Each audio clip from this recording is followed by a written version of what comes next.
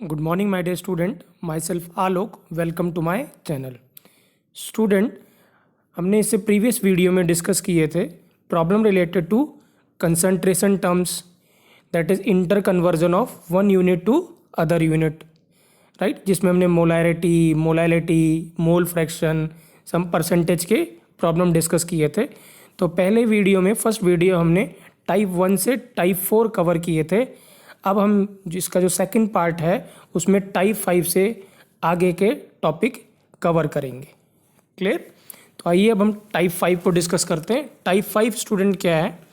Calculate the percentage when mole fraction is given. हमें percentage calculate करना है जब मोल फ्रैक्शन गिवन हो। स्टूडेंट, मैंने कल भी बताया था, जब सिर्फ परसेंटेज की बात आएगी तो हमेशा आपको वेट परसेंट कंसिडर करना है। क्लियर? तो क्वेश्चन क्या कहता है student? The mole fraction of benzene in a solution of टॉलिन is 0.5। Calculate the wait percent of benzene. Repeat कर रहा हूँ, the mole fraction of benzene in a solution in टॉलिन is 0.5। Calculate the wait percent of benzene. Clear? इसका मतलब benzene का जो mole fraction है वो student कितना है? 0.5 है। तो टॉलिन का भी कितना होगा? 0.5। बेंजीन को हम एक्स बी कह रहे हैं स्टूडेंट, और टॉलिन को क्या बोल रहे हैं? एक्स ए। तो एक्स बी और एक्स बी, जो एक्स ए और एक्स बी दोनों ही कितने होंगे? 0.5। क्लियर? और हमें क्या निकालना है स्टूडेंट? वेट परसेंट निकालना है। तो वेट परसेंट मतलब जो बेंजीन का मास प्लस टॉलिन का जो मास होगा वो टोटल कितना आएगा? 100। करेक्ट? Benzene plus टॉलिन। तो अगर बेंजीन का मास मैं एक्स एज्यूम करता हूँ तो टॉलिन का मास कितना हो जाएगा? 100 माइनस एक्स। क्लियर? तो हमें वेट मिल गया। वेट डिवाइड बाय बेंजीन का मॉलिक्यूलर मास स्टूडेंट 78। ये क्या मिल गया? बेंजीन के मोल्स। और 100 माइनस एक्स वेट से डिवाइड कर देंगे टॉलिन का मास, दैट इज 92। तो हमें क्या मिल जाएगा? मोल फ्रैक्शन मिल जाएगा टॉलिन का। दिस मीन्स हमें दोनों के मोल फ्रैक्शन मिल गए हैं। करेक्ट? सॉरी, दोनों का हमें क्या मिल गया है? मोल्स मिले हैं। राइट? सो बेंजीन के मोल्स कितने थे? एक्स अपॉन 78, और टॉलिन के moles 100 minus x upon 92। This means we can calculate the mole fraction. हमें किसका मोल फ्रैक्शन गिवन है? तो बेंजीन का गिवन है, दैट इज 0.5। तो हम एक्स बी का जो फॉर्मूला लगाएंगे वो क्या होगा student? N B upon N A plus N B. Correct? N B हमें पता है कितना? X upon 78 upon X upon 78 plus 100 minus x upon 92। Correct? So ये मोल फ्रैक्शन आ गया किसका? बेंजीन का। और हम इसको किसके इक्वल रखेंगे? 0.5 के, क्योंकि क्वेश्चन में कितना गिवन है? बेंजीन का मोल फ्रैक्शन 0.5। और अगर हम इस इक्वेशन को सॉल्व करेंगे, एक ही अननोन है, एक इक्वेशन स्टूडेंट, तो we can easily calculate the value of x. और एक्स क्या आएगा? परसेंटेज वेट ऑफ बेंजीन, क्योंकि हमने जो टोटल मास दोनों का एज्यूम किया था वो कितना किया था? 100। Correct?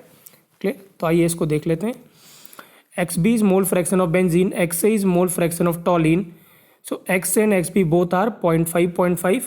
If mass of benzene is x, then mass of toluene is 100 minus x. So moles of benzene is equal to x upon 78. Moles of toluene is 100 minus x upon 92. Now mole fraction of benzene is x upon 78 divided by x upon 78 plus 100 minus x upon 92 equal to 0.5. By solving it, we can calculate the value of x, that is 45.9%. Correct? Clear student? Type 6 है student, calculation of molality when mole fraction is given. Calculation of molality when mole fraction is given. Clear? Right? तो question discuss करते हैं। Calculate the molality of a sulfuric acid solution in which the mole fraction of benzene is 0.15। Correct? तो benzene का mole fraction given है और हमें molality निकालना है। करेक्ट? स्टूडेंट, हमने पहले एक शॉर्टकट मेथड सीखा था मोलैलिटी का with help of mole fraction का। अगर आप रिकॉल करें, फॉर्मूला था मोल fraction of solute upon mole fraction of solvent into molar mass of solvent, और न्यूमरेटर में किससे मल्टीप्लाई किया था? 1000 से। Correct?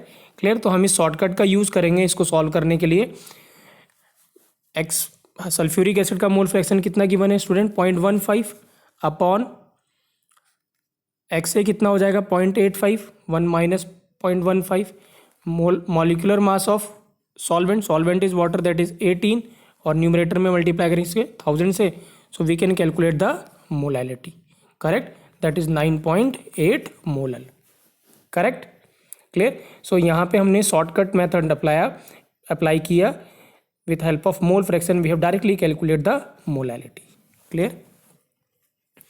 Type 7 student calculate the mole fraction when molality is given. इस बार इसका अपोजिट है, हमें मोलैलिटी गिवन है और हमें मोल फ्रैक्शन निकालना है करेक्ट स्टूडेंट। सो क्वेश्चन क्या कहता है what is the mole fraction of solute in 2.5 molal aqueous solution. What is the mole fraction of solute in 2.5 molal aqueous solution. Aqueous means water में है स्टूडेंट। अब by definition क्या होता है molality student 2.5 moles of solute present in 1 kg solvent correct student. So this means हमें moles पता है किसके सॉल्यूट के दैट इज 2.5 मोल्स और हमें वेट ऑफ सॉल्वेंट पता चल गया कितना 1 kg। 1 kg means 1000 gram correct. So this means अगर हम मॉलिकुलर मास से डिवाइड कर देंगे दैट इज 18 से वाटर के तो हमें मोल्स मिल जाएंगे वाटर के करेक्ट। कितना आएगा स्टूडेंट 55.55 1000 अपॉन 18 करेक्ट। अब हमें दोनों के मोल्स पता है now we can easily calculate the mole fraction. क्या हमें निकालना mole fraction solute that is 2.5 moles of solute upon moles of solute plus moles of solvent right we can get an answer correct. तो मैंने यहाँ पे वही किया student 2.5 molal equal solution means 2.5 moles are present in 1000 gram of water. This means moles of water is equal to 1000 upon 18 that is 55.55। Mole fraction of solute is NB upon Na plus NB that is 2.5 upon 2.5 plus 55.55। So mole fraction of solute is 0.043। कितना है 0.043 correct. Next student type 8 calculate the molarity when percentage weight by volume is given. हमें क्या निकालना है student molarity निकालना है when percentage weight by volume is given. तो question देखते हैं calculate the molarity of 15% wait by volume of aqueous solution of urea. Calculate molarity of 15% wait by volume of aqueous solution of urea. Please student हमने पहले previously हमने इसका भी shortcut formula बनाया था स्टूडेंट मोलैरिटी का और परसेंटेज वेट बाय वॉल्यूम का। अगर आपको याद हो मैं यहाँ पे लिख रहा हूँ molarity is equal to percentage weight by volume into 10 upon molar mass of solute correct clear. तो हमें डायरेक्ट हम इसका यूज़ करेंगे percentage weight by volume given student कितना 15 multiplied by 10 upon molar mass of solute. किसका solution है urea का molar mass कितना बेटा 60। तो हम यहाँ से क्या कैलकुलेट करेंगे molarity that is 2.5 molar clear. So formula हमने यूज़ किया student molarity is equal to percentage weight by volume into 10 upon MB that is molar mass of solute. So 15 upon 60 into 10 that is equal to 2.5 molar clear। Next student type 9 calculate the molarity when percentage weight by volume is given correct। इस बार क्या है हमें molarity निकालना है but हमें percentage weight by volume given है। So question क्या है student calculate molarity of glucose solution having strength of 15% by weight। मैं रिपीट कर रहा हूँ calculate molarity of glucose solution having strength of 15% by weight density is 1.18 ग्राम पर ml। कितना given है डेंसिटी 1.18 ग्राम पर ml क्लियर स्टूडेंट हमने एक रिलेशन डेवलप किया था कंसंट्रेशन में परसेंटेज वेट बाय जो वॉल्यूम होता है वो percentage weight by weight into density होता है करेक्ट। क्या था ये percentage weight by volume is equal to percentage weight by weight into density. और अभी हमने रिलेशन लिखा था स्टूडेंट मोलैरिटी का that is percentage weight by volume into 10 upon what, molar mass of solute. Clear. So percentage weight by volume को हम replace कर देंगे percentage weight by weight into density into 10 upon MB से। Correct.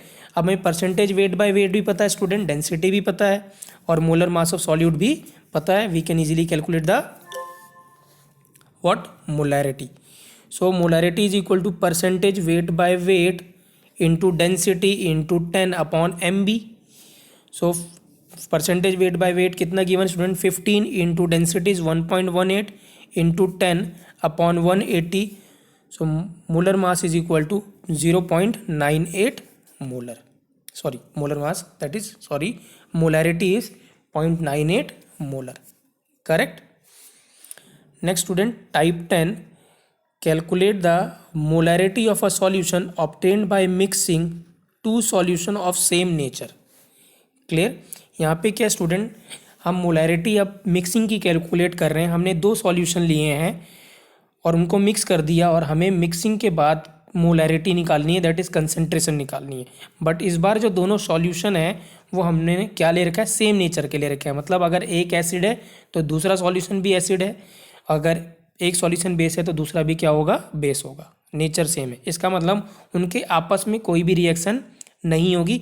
आपको कुछ भी reaction नहीं करवाना है, जस्ट आपको कंसंट्रेशन कैसे कैलकुलेट करनी है, by using the formula of mixing. क्या था फॉर्मूला स्टूडेंट मिक्सिंग का, M1V1 plus M2V2 is equal to M3V1 plus V2। Correct. So question क्या कहता है student, calculate the molarity of a solution obtained on mixing 100 ml of 0.2 molar sulphuric acid with 50 ml of 0.1 molar HCl। क्या solution है, एक solution है 100 ml of 0.2 molar sulphuric acid और second है 50 ml of 0.1 molar HCl। Clear. Right, दोनों ही acid हैं, इसका मतलब दोनों में कोई रिएक्शन नहीं होगी। So here two solutions are of same nature that both are acid, means no reaction will takes place. Correct. So this means we can easily use the formula of mixing, that is M1V1 plus M2V2 is equal to M3V1 plus V2। Correct. Clear. तो M3 is equal to क्या होगा student, M1V1 plus M2V2 upon V1 plus V2। हमें सबकी value पता है, M1 की, V1 की, M2V2 की। फॉर्मूले में वैल्यू पुट करेंगे student, we can calculate the molarity that is 0.167। यहाँ पे आपको वॉल्यूम चेंज करने की, यूनिट चेंज करने की जरूरत नहीं स्टूडेंट। न्यूमरेटर में भी या ml है, डिनोमिनेटर में भी ml है, इसका मतलब हमें यूनिट चेंज करने की ज़रूरत नहीं है। There is no requirement of changing the unit. Correct. इस टाइप 11 क्या है student, calculate the molarity of a solution obtained on mixing two solutions of different nature. इस बार क्या है स्टूडेंट, हमने दो सॉल्यूशन ले रखे हैं और हमने आपस में उनको मिक्स कर दिया और हमें फाइनल सॉल्यूशन की क्या करना है, मोलैरिटी निकालना है। लेकिन इस बार जो दोनों सॉल्यूशन हैं वो अपोजिट नेचर के हैं, मतलब एक एसिड है तो दूसरा क्या है, बेस है। और अगर अपोजिट नेचर का होगा तो डेफिनेटली उनके बीच में क्या होगी, रिएक्शन होगी। करेक्ट। अब आप किसकी मोलैरिटी निकालेंगे, कैसे कैलकुलेट करेंगे सॉल्यूशन की मोलैरिटी। तो कभी अगर ऐसा क्वेश्चन आता है, दो अपोजिट नेचर के सॉल्यूशन को आप मिक्स कर रहे हैं और आपको मोलैरिटी निकालनी सॉल्यूशन की, तो हमेशा आप मोलैरिटी निकालेंगे इन टर्म्स ऑफ वो रिएजेंट व वो रिएक्टेंट जो सॉल्यूशन के अंदर रिएक्शन के बाद बच जाएगा। मैं रिपीट कर रहा हूँ, आप कंसंट्रेशन निकालेंगे इन टर्म्स ऑफ उस रिएक्टेंट की जो रिएक्शन करने के बाद बचा रह जाएगा। मतलब जो लिमिटिंग रिएजेंट होगा वो तो कम्प्लीटली कंज्यूम हो जाएगा और जो एक्सेस रिएजेंट होगा जो बचा रहेगा उसके टर्म्स में ही आप क्या कैलकुलेट करेंगे, मोलैरिटी कैलकुलेट करेंगे सॉल्यूशन की, फाइनल सॉल्यूशन की। करेक्ट। तो आइए क्वेश्चन देखते हैं, calculate the molarity of a solution obtained on mixing 100 ml of 0.1 molar sulphuric acid with 50 ml of 0.1 molar NaOH। Clear, मैं रिपीट कर रहा हूँ, calculate the molarity of a solution obtained on mixing 100 ml of 0.1 molar sulfuric acid with 50 ml of 0.1 molar NaOH। तो इस बार दोनों क्या है, opposite nature के हैं, एक एसिड और एक बेस है। Here the two solution are of different nature, one is acid and another one is base, means the reaction will takes place right. So we have to write the balanced chemical equation. आपको क्या करना है student, balanced chemical equation लिखनी है, right. और हमें क्या find out करना है, L R. L R is limiting reagent and the molarity of final solution will be given in terms of excess reactant left out unreacted। मैं repeat कर रहा हूँ last line, molarity of a final solution will be given in terms of excess reactant left out unreacted। जो access reagent है, जो reaction करने के बाद बचा रह जाएगा, उसके टर्म्स में भी हम सॉल्यूशन की क्या बताएंगे, मोलैरिटी बताएंगे। करेक्ट। सो स्टूडेंट हमने रिएक्शन लिख दी H2SO4 plus 2 NaOH give Na2SO4 plus 2H2O। Correct, balanced equation कर दिया हमने मिलीमोल्स निकाल ली M1V1 H2SO4 के, वो कितना है 100 into 0.1 10। M2V2 is millimoles of NaOH that is 50 into 0.1 कितना 5। लिमिटिंग रीजन कैसे निकालते थे स्टूडेंट, जो भी मोल्स था या मिलीमोल्स को स्टाइकोमेट्रिक कोफिशिएंट से डिवाइड कर देते थे, तो 10/1 और 5 अपॉन कितना 2। हियर जो स्मॉलर वैल्यू होती थी स्टूडेंट वो क्या होता था, एल आर। तो ये जो वैल्यू आएगी वो 2.5 आएगा और ये कितना रहेगा 10। सो 2.5 is smaller than 10, this means NaOH will become our L R. Correct, NaOH क्या है, एल आर। और ई आर क्या रहेगा, H2SO4। दिस मीन्स आप जो कंसंट्रेशन बताएंगे सॉल्यूशन की वो किसके टर्म्स में बताएंगे, H2SO4 की जो रिमेनिंग है। करेक्ट। सो मैंने यहाँ पे वही लिखा हुआ है, NaOH will get completely consumed that because वो क्या है L R, but H2SO4 will remain left in the solution, sorry, left in the solution. So millimoles of H2SO4 left remaining कैसे निकालेंगे स्टूडेंट, 2 के लिए 2 मोल्स के लिए कितना चाहिए हमें H2SO1, तो 5 मोल्स के लिए कितना चाहिए होगा 2.5। सो दिस मीन्स 10 से तो 2.5 क्या हो गया, कंज्यूम हो गया। तो रिमेनिंग कितना रहा स्टूडेंट 7.5 मिलीमोल्स, राइट। तो 7.5 तो मिलीमोल्स रह गए, तो मिलीमोल्स कितना आ गया student 7.5 upon student volume, that is total volume कितना स्टूडेंट 100 ml किसका था, H2SO4 का, और 50 ml क्या था NaOH। ये भी मिलीमोल्स में है, ये भी मिली ml में है, मिलीलीटर में है। सो दिस मीन्स हमें यूनिट चेंज करने की जरूरत नहीं, डायरेक्ट आंसर आएगा कितना स्टूडेंट 0.05 मोलर। करेक्ट। तो हमने कैसे सॉल्व किया इसमें, पहले हमने लिमिटिंग रिएजेंट आइडेंटिफाई किया, उसके बाद हमने देखा कितना एक्सेस रिएजेंट बचा रहेगा, और हमने फिर क्या निकाला, फाइनल कंसंट्रेशन निकाली सॉल्यूशन की in terms of excess reagent which is left out unreacted। correct। 12 case है, calculate the molarity of a solution on dilution student, right. ये हम जानते हैं डाइल्यूशन का मतलब सिर्फ हमें वाटर ऐड करना है, तो वाटर ऐड करने पे स्टूडेंट क्या होगा, सिर्फ वॉल्यूम चेंज होगा but moles will remain same. तो क्वेश्चन क्या है, if you dilute 175 ml of 1.6 molar solution of LiCl to 1 liter, determine the new concentration of a solution। Correct. तो यहाँ हम डाइल्यूशन का फॉर्मूला लगा देंगे स्टूडेंट, वो क्या था M1V1 is equal to M2V2। M1 कितना था 1.6 into V1 175 into M2 into V2 क्या फाइनल वॉल्यूम कितना है 1 litre, that is 1000 ml। So M2 will is equal to 0.08 molar. Correct, clear.